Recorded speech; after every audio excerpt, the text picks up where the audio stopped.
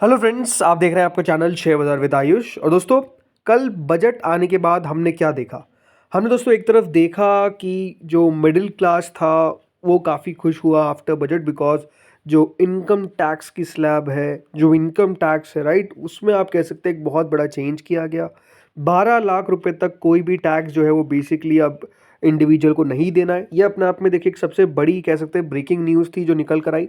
लेकिन इसके अलावा अगर आप देखेंगे एज अ होल, तो शेयर बाजार ने उतना सेलिब्रेट नहीं किया बजट को।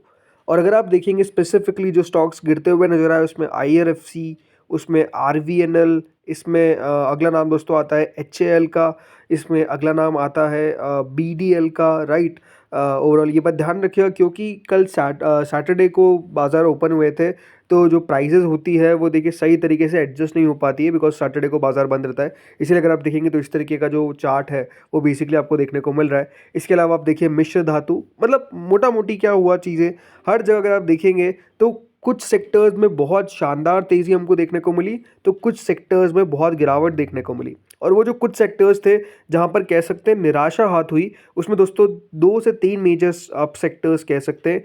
पहला था दोस्तों डिफेंस, दूसरा था दोस्तों रेलवेज, और तीसरा आप कह सकते हैं इंफ्रास्ट्रक्चर, राइट। यहाँ पर अगर आप इस बार देखेंगे तो डेफिनेटली एक डिसअपॉइंटमेंट हाथ लगी, और इसी के कारण दोस्तों जो गिरावट है वो आपको उन पर्टिकुलर काउंटर्स में देखने को मिली। अब जैसे कि अगर मैं बात करता हूँ डिफेंस की, तो दोस्तों इस बार डिसअपॉइंटमेंट लगा, सॉरी रेलवेज की, पहले रेलवेज पे बात करते हैं देन डिफेंस पे बात करते हैं, ठीक है। तो इस बार डिसअपॉइंटमेंट हाथ लगा for railways as capex remains unchange at 2.52 lakh crore. जी हाँ, तो मतलब जो पिछले साल दोस्तों बजट आया था और उसके अंदर जितना कैपेक्स रखा गया था फॉर द रेलवेज, इस बार उतना का उतना ही कैपेक्स जो है वो बेसिकली रखा गया है फॉर द रेलवेज, यानी कोई नया एडिशन अगर आप देखेंगे तो नहीं किया गया, इसको बढ़ाया नहीं गया। और अपने आप में आप हमेशा ध्यान रखते हैं कि जब बजट आता है तो 2-3 सेक्टर्स की बात हमेशा होती है कि एक रेलवेज ले लो, एक डिफेंस ले लो, एक इंफ्रा ले लो, यहाँ पर तो बढ़ोतरी होगी होगी। लेकिन इस बार अगर आप देखेंगे तो रेलवेज को डिसअपॉइंटमेंट हाथ लगी क्योंकि जो कैपेक्स है उसमें कोई भी चेंजेस नहीं किए गए। अब देखिए इससे होगा क्या, क्योंकि जो 2.55 लाख करोड़ का दोस्तों यहाँ पर सेम एलोकेशन जो है वो किया गया is the previous fiscal year, तो इससे होगा क्या, विथ नो मेजर रिफॉर्म्स और increase in funding for key projects like gauge conversion and rolling stock improvements, the railway sector faces challenges in meeting its growth targets. यानी यहाँ पे देखिए एक बात जो साफ साफ नजर आती है वो यही है कि जो ग्रोथ के लिए पैसा चाहिए, राइट, वो और पैसा जो है वो बेसिकली इस बार नहीं आ पाएगा। और जो की प्रोजेक्ट्स थे, राइट, उनमें फंडिंग जो है वो बेसिकली और नहीं मिल पाएगी। जो लास्ट बजट था उसके अंदर जो रेलवे सेक्टर था उसके लिए दोस्तों ऑलमोस्ट 5% का इंक्रीज़ किया गया था। 2,40,000 करोड़ से बढ़ाकर 2.5 लाख करोड़ तक कर दिया गया था। एडिशन 10,000 करोड़ दिया गया था for from extra budgetary resources. Second consecutive year था जब कैपेक्स एलोकेशन था इंडियन रेलवेज के लिए, इस बार बेसिकली अनचेंज रहा है फॉर द FY 26। तो यहाँ पर आप कह सकते हैं कि अब फोकस जो है वो सेफ्टी पे होगा और इलेक्ट्रिफिकेशन पे होगा। इसीलिए कह सकते हैं दोस्तों रेलवे के लिए ये जो बजट था वो थोड़ा सा नेगेटिव आप कह सकते नजर आया। अब दूसरे पे दोस्तों आते हैं जो है डिफेंस का, राइट। इस बार कोई नया बिग बैंग नहीं देखने को मिला, no big bang in defence budget, ये दोस्तों हेडलाइन जो है वो बेसिकली आई है। और ये आप देखिए, India's military modernization will continue its typical slow haphazard manner without any big bangs, यानी कोई भी दोस्तों नया इस बजट के अंदर कह सकते हैं ओवरऑल कोई भी ऐसा आप कह सकते हैं अच्छा सरप्राइज जो था वो नहीं देखने को मिला फॉर डिफेंस, राइट। एक ओवरऑल आउटले जो डिफेंस हुआ है, डिफेंस आउटले का, इसमें करीबन 9.5% का हाइक देखने को मिला है over the last fiscal budgetary estimates and 6.3% over revise ones. इस बार दोस्तों सरकार ने कहा है कि वो करीबन 1.9% ऑफ द प्रोजेक्टेड जीडीपी जो है वो बेसिकली खर्च करेगी, नहीं करीबन 6.8 लाख करोड़ रुपीज़ जो है वो बजट के लिए यहाँ पर रखा गया। लेकिन एक्सपेक्टेशंस क्या थी कि करीबन 2.5% याद रखिएगा नीडेड है for effectively deal with the collusive threat from China and Pakistan. तो आप समझ सकते हैं कि जो बजट रहा फॉर डिफेंस ऑल्सो, उसने भी बाजार को बिल्कुल भी उत्साह नहीं दिया। और इसीलिए अगर आप देखेंगे तो डिफेंस स्टॉक्स में कल हमको गिरावट देखने को मिल गई, क्योंकि जो एक्सपेक्टेशंस था, जो अनुमान था, उससे इस बार थोड़ा सा कम बजट रहता हुआ देखने को मिला, जिसके कारण आप कह सकते हैं डिफेंस स्टॉक्स में भी कल प्रेशर देखने को मिला। अब सबसे बड़ा सवाल ये निकल कर आता है कि क्या ये जो सारे शेयर्स है वो बेसिकली अब हमको स्लो बढ़ते हुए नजर आएंगे, क्योंकि पिछले एक साल में अगर आप देखेंगे तो आरवीएनएल ने 46% रिटर्न दिए, लेकिन लास्ट 5 सालों में ये शेयर 1,000% चला है। सेम स्टोरी अगर आप देखेंगे तो आईआरएफसी के लिए भी है। ओवरऑल रिटर्न्स आप देखेंगे पिछले 5 साल में तो वो 470% के रह जाते हैं। ज़रूर पिछला 1 साल इसके लिए बहुत अच्छा नहीं रहा। तो देखिए एक बात सिंपल जो समझ में आती है वो ये है कि ऑलरेडी दोस्तों इन स्टॉक्स में करेक्शन तो हमको देखने को मिल गया था, राइट। करेक्शन जो था वो नो डाउट हमको आता हुआ नजर आया। उसके पीछे का एक बड़ा रीज़न यही था कि जो स्पेंडिंग पहले दोस्तों सरकार कर रही थी, राइट, वो आप कह सकते हैं सरकार का एक सडन शिफ्ट देखने को मिला। देखिए एक बहुत अच्छी बात कही गई कल के बजट को लेकर कि देखिए कल का जो बजट था वो बेसिकली बजट था for the middle class, not for the markets, not for the those companies जहाँ पर हम कह सकते हैं एक्स्ट्रा बुलिश थे, जैसे कि रेलवेज, राइट। रेलवे सेक्टर के ऊपर काफ़ी देखिए लोग बुलिश थे, काफ़ी एनालिस्ट बुलिश थे।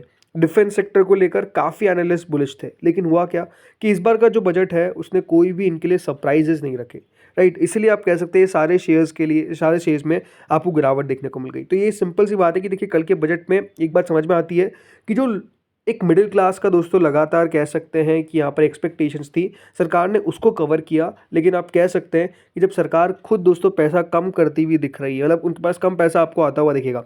सरकार ने साफ साफ कहा है कि 1 लाख करोड़ रुपए जो है वो सरकार के पास कम आता हुआ दिखेगा। उसके पीछे का रीज़न क्या है कि जो बजट का एग्जाम्शन है वो 12 लाख रुपए तक याद रखिएगा कर दिया गया है। तो आप समझ सकते हैं 12 लाख तक अगर कोई टैक्स नहीं देगा तो ऑब्वियस बात है सरकार की जेब में कम पैसा आपको जाता हुआ दिखेगा। और 1 लाख करोड़ का सरकार ने फिगर दिया।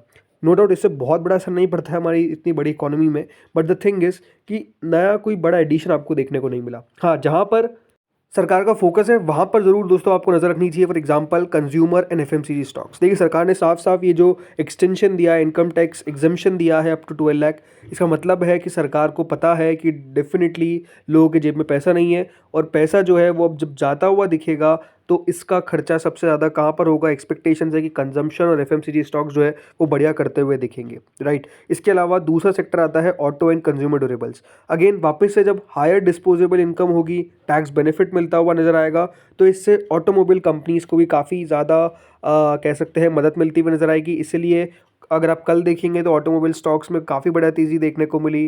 कंज्यूमर ड्यूरेबल्स के अंदर अगर आप देखेंगे for example Dixon, Voltas, Whirlpool, Blue Star, यहाँ पर शानदार तेज़ी देखने को मिली क्योंकि यहाँ पर भी जो पैसा है, राइट, जो नॉन एसेंशियल आइटम से वहाँ पर भी पैसा जो है वो डेफिनेटली जाता हुआ दिखेगा। इसके अलावा अगली कंपनी आती है दोस्तों insurance sector, right. Insurance stocks भी अगर आप देखेंगे कल काफ़ी बढ़िया तरीके से बढ़ते हुए देखने को मिले और ओवरऑल इनको बूस्ट मिला है। मैं ये कह सकता हूँ उतनी बड़ी तेज़ी तो नहीं आई बट ठीक है क्योंकि एफडीआई लिमिट को दोस्तों 100% कर दिया गया है 74% से। अब यहाँ पर फॉरेन डायरेक्ट इन्वेस्टमेंट 100% तक आ सकता है। तो एचडीएफसी लाइफ, एसबीआई लाइफ, ये सब स्टॉक्स काफ़ी बढ़िया करते हुए दिखेंगे।